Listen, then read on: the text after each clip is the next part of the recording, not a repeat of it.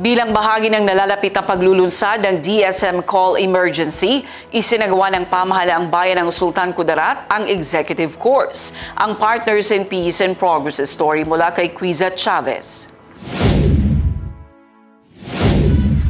Ayon sa LGU Sultan Kudarat, bahagi ito ng patuloy na pagsasanay at pagpapalakas ng kakayahan ng mga lider, katuwang ang lokal na pamahalaan upang higit pang mapaigting ang kapayapaan, kaayusan at seguridad ng bawat mamamayan. Dagdag ng LGU Sultan Kudarat, ang programang ito ay hindi lamang pag-aaral ng mga estratehiya sa pamumuno at pamamahala sa krisis, kundi isang konkretong paghahanda rin sa isang sistemang magsisilbing mabilis at maaasahang tulay ng komunikasyon sa oras ng sakuna, panganib at agarang pangangailangan ng mga residente.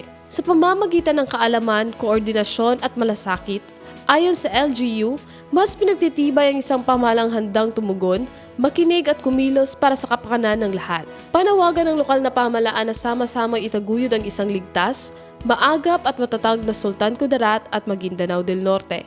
Criza Chavez, iMinds, Philippines.